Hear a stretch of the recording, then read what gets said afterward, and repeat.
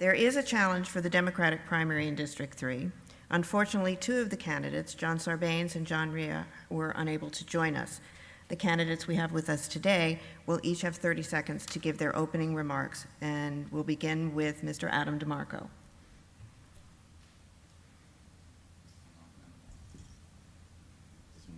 No, you have to turn the button at the bottom.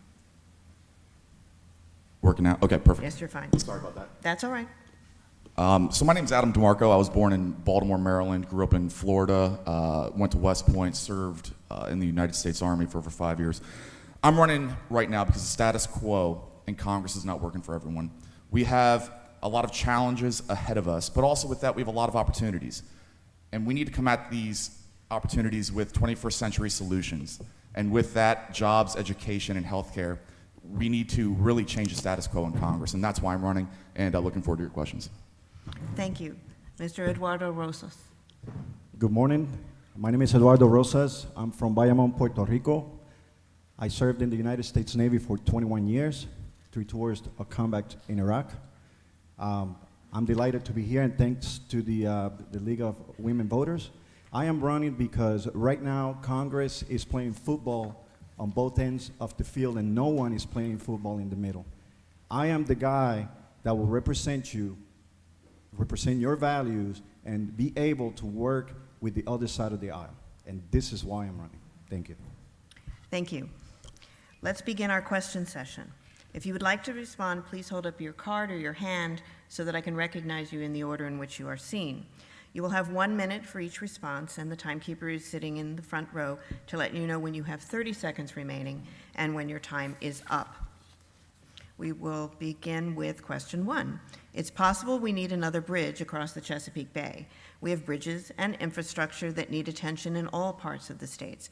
How should Congress prioritize these infrastructure needs? So in terms of infrastructure, it's not a one-size-fits-all solution. We have a lot of infrastructure problems, and all you have to do is go over to Ellicott City to understand that. We need to really bring in modernization across all of our methods of transportation. In the Maryland 3rd District, for instance, the Port of Baltimore is one of the busiest cargo ports in the United States. With the location of BWI, there is no reason why the Port of Baltimore and BWI can be a hub for bringing imports and exports in and out of America. So I don't think a simple bridge over the Chesapeake Bay is going to be a solution. I think we need to look at writ large what is actually going to help our communities. And starting with our homes, how are we going to continue to secure them and ensure that things like Ellicott City, Main Street is no longer flooding every 2 years. Okay, Mr. Rosas. Well, I'm going to second Adam on one thing. We have 4 economic zones in Maryland, 2 of them on the 3rd District. And we can maximize and capitalize on those 2 assets economically to support any infrastructure projects. As far as the federal government, we have a president that wants to spend $21.6 billion on a wall. We can redirect that money, legislate, and help the state to make sure that infrastructure is properly upgraded and that the taxpayer get their money's worth. Thank you both. Question number 2, do you feel confident our electoral system protects the individual voter and is free from outside interference, and why? Mr. DeMarco. No. One day I'll figure out this microphone. No.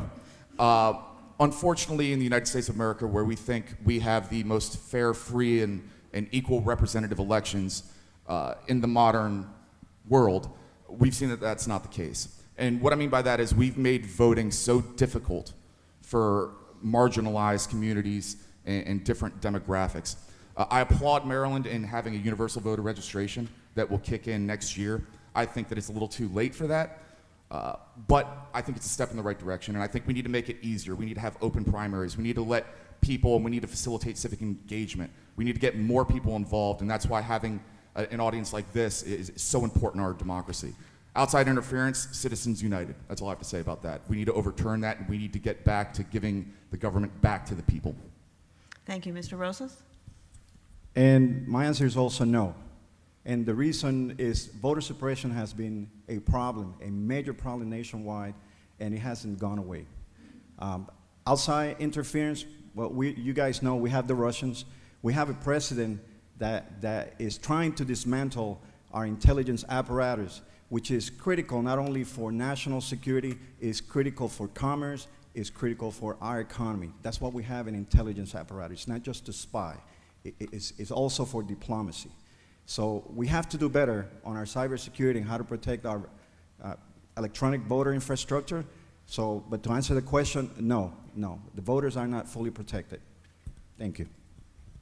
Thank you both. Question 3, how do you encourage talented young people to step forward and work and serve in positions in federal government? So I think we're in an interesting time right now in our democracy and the history of the United States. John F. Kennedy said it best that, let the word go forth from this time and place that the torch has been passed to a new generation. And I think that's what we're seeing right now, especially at your children and grandchildren's level. And what I mean by that is the students now across Maryland, across the country, are activated, and we need to continue to give them opportunities to be heard, to explore opportunities to serve this country. I think that service writ large is very important. I applaud Eduardo for his service, and having served myself, I understand the intrinsic value of serving something bigger than yourself. And I think that across America, right now, in the divisive times that we see, serving something bigger than ourselves is exactly what's going to get us all back to the table, regardless of whether you have a donkey or an elephant on your lapel pin. I believe that that's what's going to bring the United States back to being the United States and the great power that we've been for centuries. Thank you, Mr. DeMarco. Mr. Rosas. So how do you encourage young people to serve? Well, it starts with elected officials setting the example. There is so much bickering and infighting in Congress that I think if I were 17, 18 years old, I would probably think twice about running for office. It's not conducive to encourage young people to serve. So we also have to focus, to get there, we have to focus on positive youth development in the inner cities. We have a big problem in Baltimore. A lot of young people with great potential who are not being given the opportunity to even represent their respective areas at any level of government. So I'm an example of what that is. I came from a poor environment, high school dropout, served the country, and here I am running for office. So the system works. All we have to do is encourage them and also guide them so that they can get there. Thank you. Thank you very much. You will each now have 30 seconds to give your closing remarks, and we will begin with Mr. Rosas. Well, again, thank you for the opportunity. I am delighted to be here and be here with Adams. And the reason I say that is because this is the first time that 2 veterans challenge an incumbent here on the 3rd District. And the way I see it, this is a 2-way race right now. And so I want you to hire me. I want to represent you in Congress, and I'll be grateful if you give me the opportunity on June 26th to be nominated for the Congressional 3rd District. Thank you. Mr. DeMarco. So thank you all so much for this opportunity, and I second Eduardo. The biggest message that I want to leave with you all here today is that change is made by those who show up.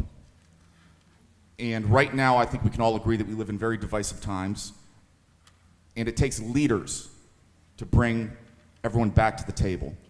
We have real problems in this country. We have insurmountable challenges, many would say.